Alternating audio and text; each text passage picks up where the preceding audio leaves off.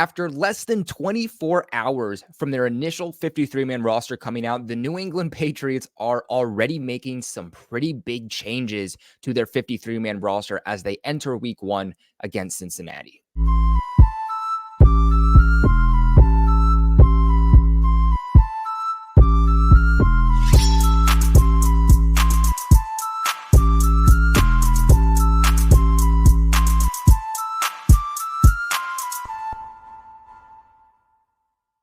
What is going on, you guys? It's your boy Colby, also known as Patriots Global, back here with another video.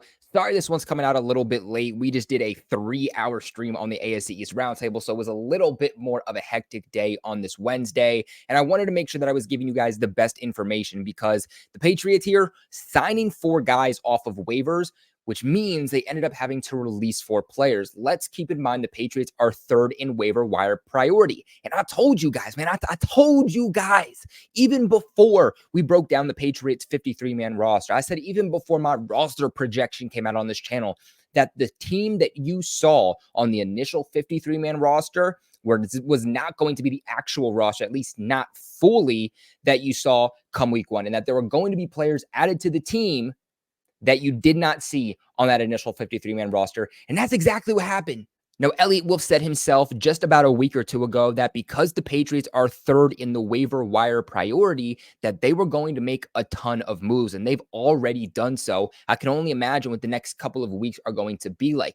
The way that I see roster cutdowns is like a mini free agency, and the Patriots pretty much get their dibs at any player that they want. Now, on your way in, guys, please make sure you are subscribed to the channel for all of your New England Patriots news and hit that bell notification so that you get notified every single time we post a video, we post a short, or we go live, which we're going to be doing a lot this upcoming season for post games and live game watch parties. We'll even talk to you guys a little bit later about today's sponsor over at Aura, how you guys can get a free, yes, a free 14-day trial to make sure that your private information is not being utilized on the dark web, such as your name, your address, your social security number, your credit card information.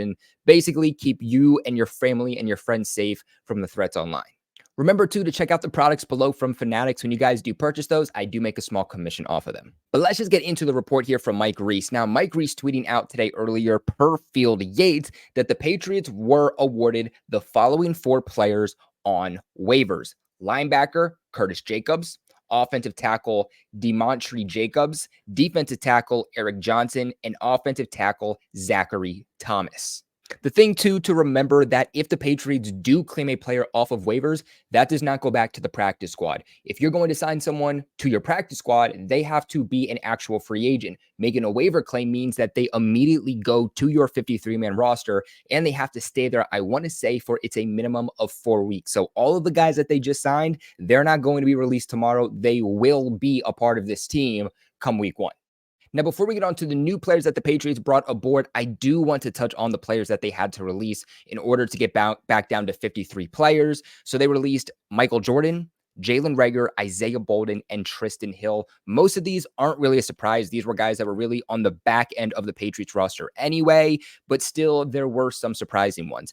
Michael Jordan here, he was a guy that I really liked when the Patriots kept on the 53-man roster. I kind of figured that he was going to be somewhere between player 50 to player 53 on that roster. So if they were going to release anyone, he was someone who was more likely than not going to be released, but someone who has been a staple for them. I mean, he hasn't been a starting guard, but he's been a very good depth guard when called upon. And looking at the injuries at that position for the Pats, I thought that he was someone that could stick around long term, but not just that, is someone that might even get the nod over somebody like Layden Robinson, depending on what the Patriots are looking for, because Michael Jordan throughout the preseason was the Patriots' best pass blocking offensive lineman. Now, as for Trysten Hill, this one wasn't too much of a surprise. I think he was player 53 for me on their roster.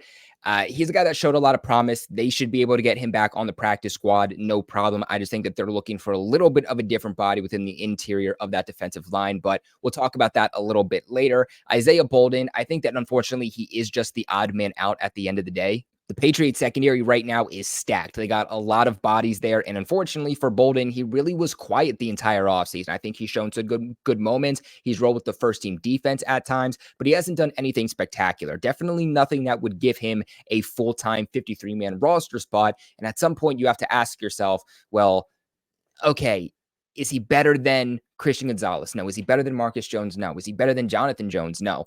But is he better than Marcellus Dial? Yes. And that's the frustrating part for me, is just like they did with Shaun Wade, they went with the rookie 6th-round pick who looked terrible all offseason long. When trying to figure out who they were going to cut to put these players on the roster from waivers, what did they do? They still rolled with Marcellus Dial and got rid of Isaiah Bolden.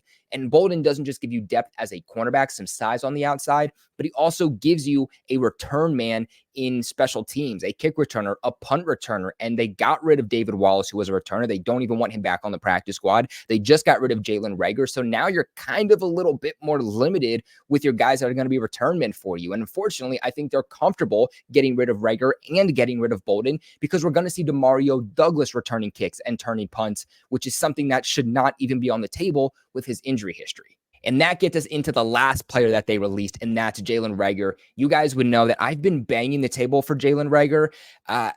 I like Kayshon Boutte. I understand why they're keeping him around. He is younger. He's 22. Jalen Reagor is still young, but he's a couple years older at 25 years old. But I think that right now, Reagor is the better player. Reagor also gives you depth at the type of receiver you need, which is a speedster wide receiver. Outside of Tyquan Thornton, the Patriots just don't have any speed at wide receiver. And Kayshon Boutte, he's very similar to the playing style of a Kendrick Bourne, to a KJ Osborne, to where you would be okay without Kayshon Boutte if he wasn't on the roster, which I know a lot of Patriots fans like Boutte, so that's probably a hard thing to hear. Not to mention, too, that Reagor during that 2023 season was the Patriots' best run-blocking wide receiver despite his height, was a really, really good returner in the kicking game. Hopefully, he's able to go through waivers and the Patriots can get him back on the practice squad. But let me tell you, he's not going to last on the Patriots practice squad. And if that's what they think, they're in for a rude awakening, because there's going to be a team out there that is going to utilize the speed of Jalen Reagor, and they are going to utilize his special teams ability also. The other thing that was a little bit shocking, too, about Reagor being released is now the Patriots really only do have 6 wide receivers on this depth chart until Kendrick Bourne comes back, and there's really no timetable on that, and I think that this is the type of offense that does need 7 wide receivers active. Before we get on to the new players, break them down in my thoughts on them, let's take a quick listen to the sponsors of this video.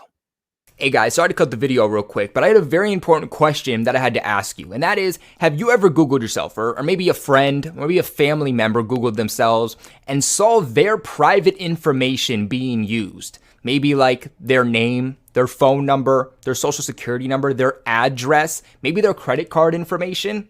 God knows I have, and the only reason that I was able to find that and take care of it was because of today's sponsor over at Aura. So what Aura is an identity protection service. And what they do is they go ahead for you, so you don't got to do the hard work, and they scour the internet for any of your information being used illegally that you didn't want them to use. The other great part is that they'll monitor your credit. They'll see if your phone number is being used to robocallers, which if you don't know what those guys are, they're essentially the ones that call you about 5 times a day. Because little do you know, these data brokers are actually trying to sell your information to robocallers, to spammers who are trying to find out your own personal information, such as where you live. So what Aura will do is they'll essentially send you an email or notification saying that, hey, someone's trying to use your phone number. Someone's trying to access this information about you. Do you want us to delete it from the web? Fortunately, in today's society, a lot of threats that we all face on a day-to-day basis come online. And unfortunately, the scary part is that we can't always see it. Aura's going to come in, protect you, protect your family from threats that we can't see and we don't even know are coming. So hey, look, you guys can go right ahead and let people exploit your own private information,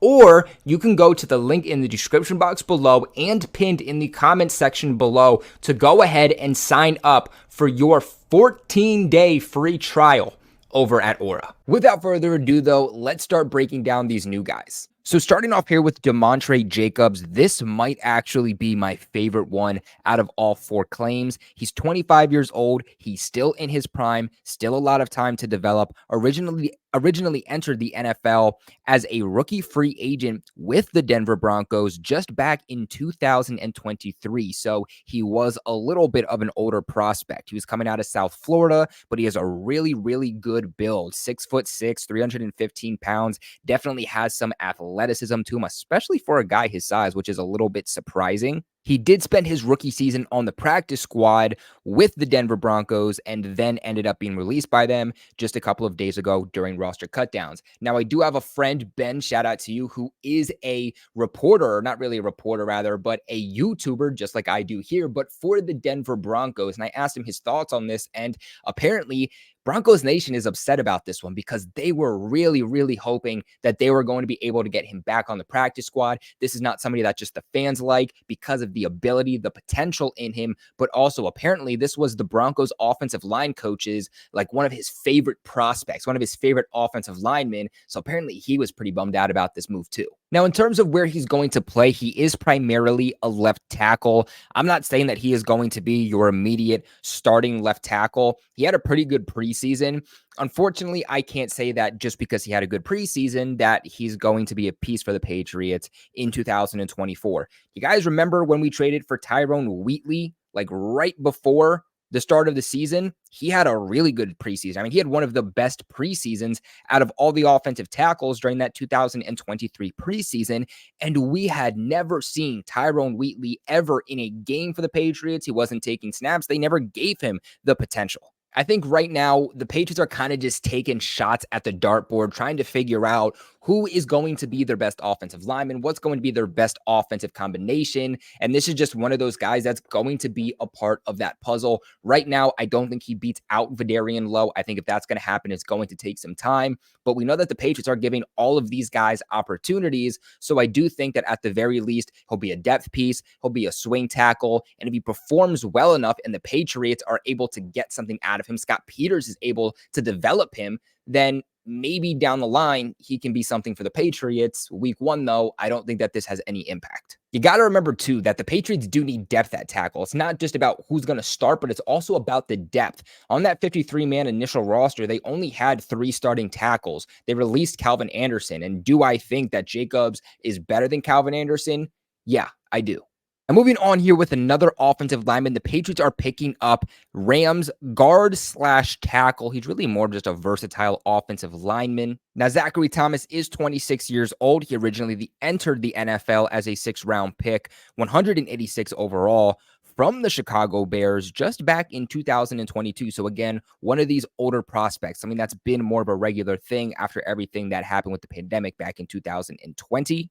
He's 6'5", 305 pounds. So ideally, he's not going to be a tackle. I don't think he has the size, he doesn't have the frame to be able to play tackle. He also played only 1 game at tackle, and he didn't look good. So I think that this is more of a move at offensive guard. I think that's why the Patriots felt fine getting rid of Michael Jordan. But he started his rookie season on the practice squad before he was signed by the Rams to their 53-man roster from Chicago's practice squad back in November of 2022. He saw 1 regular season game with the Chicago Bears, or rather with the Rams back in 2022. He was part of the 2023 season on the practice squad and then the 53-man roster for the Rams, saw action in a total of 2 games, obviously was released by them a couple of days ago during roster cutdowns.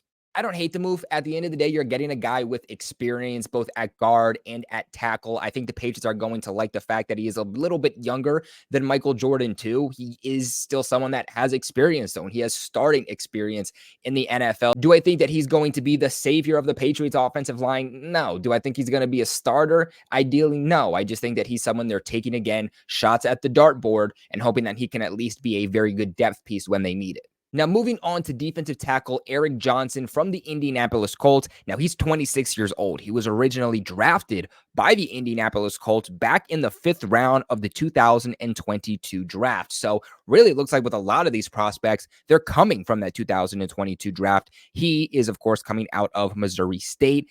Undersized. That's the first thing that I want to say. 6'4", 299 pounds. This isn't someone that's going to come in and give you depth as a nose tackle. Isn't going to be someone that comes in and really gives you much upside as a run blocker or a run stuffer. He's someone that I think they're hoping is going to be a little bit better at getting some pass rush and getting to the quarterback. This is another player who's going to give the Patriots starting experience. I think that's what Elliott Wolf likes. He appeared in 28 games. He finished with a total of 18 total tackles, 1 sack, and 1 fumble recovery over the last 2 seasons. Now, with the Colts over the last 2 seasons, too, was really not a big part to their defense. His rookie year in 2022, he only played in 13% of the defensive snaps while playing 4 on special teams. And then this past year, playing 27% of defensive snaps, playing 16% on special teams. Now, this one I'm not really a big fan of. He also really didn't do much in the preseason. That's where a guy who's going to be on your 53-man roster, you're hoping can actually look good and look like a high caliber player, because when he enters the actual regular season,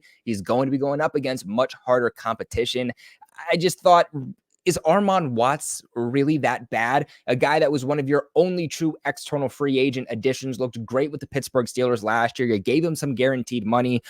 Are you really telling me that Eric Johnson is a better interior defensive lineman than just spinning the dial on Arman Watts? This is one that I'm looking at, and I'm kind of just telling myself, dude, like after week 4, this dude's going to be off the roster because there's just no way. Now, at the end of the day, they are technically swapping him with Trysten Hill. Is he better than Trysten Hill? I would say yes. I mean, that bar's not too high, but I do think he's better than Trysten Hill.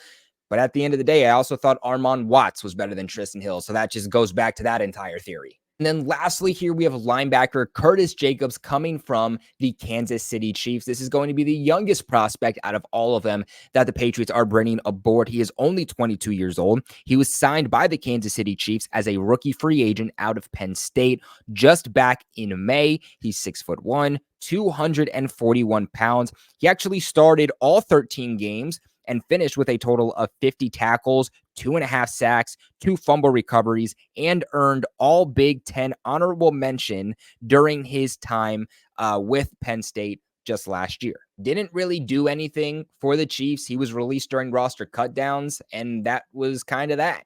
What I'm hearing here, though, is that he kind of fits this new age, new style of Patriots linebacker. I think under Gerard Mayo and Elliott Wolf, I don't think they care as much about that big, thumping, run-stopping linebacker the way that Bill Belichick did. I think that they want fast. They want athletic. And that's definitely what they're going to get here with Curtis Jacobs. I have another friend who is a YouTuber for the Chiefs. I asked him about this, and he was like, didn't really do much in the preseason, didn't really do much in training camp, not really anything to take away, but the only thing that there was a takeaway from was the fact that he's very visibly athletic. I wonder if really the Patriots are just looking for some more depth at linebacker. I think that this move doesn't exactly help the case of Sione Takitaki and his future with the Patriots. Not saying that he's going to be released now after this, but the Patriots are really just cycling through these linebackers. They're trying to find these young, athletic, these quick, these fast guys, in a lot of ways, trying to figure out who the replacement of Mack Wilson is going to be. Now, Mack Wilson, who obviously signed with the Cardinals this offseason, was a big third down linebacker for the Patriots during the 2023 season, set the edge, shot the gaps on third down to pressure the quarterback. We also know that Christian Ellis, who made the Patriots 53-man roster, was kind of slated to be in that role until Sione Takitaki was able to come back. Maybe Curtis Jacobs could be a guy that gets into that rotation, but for the most part, it sounds like he is just going to be a special teamer. And if he can work his way up the depth chart, a really good depth chart for the Patriots at linebacker, then maybe he can start getting some snaps on defense. Not personally a big fan of this one. Unfortunately, no real big names, no true impact players that the Patriots are taking here off of waivers. I would say my favorite definitely has to be Demontrey Jacobs for sure. I really think the name of the game for the Patriots this season is going to be try to develop your young guys. Find young guys that are a diamond in the rough and start to get this rebuild kicking. We know that the Packer way was based off of having young guys, your core guys that you could kind of build within your own system and then take care of for the next, 5 to 10 years. This is where I kick it to you guys. What are your thoughts on the 4 players that the Patriots claimed off of waivers that are now on their 53-man roster? Let me know in the comment section below. Remember to leave a big like on this video and, of course, subscribe to the channel for all of your New England Patriots news. Appreciate you guys for watching. And, of course, go Pats.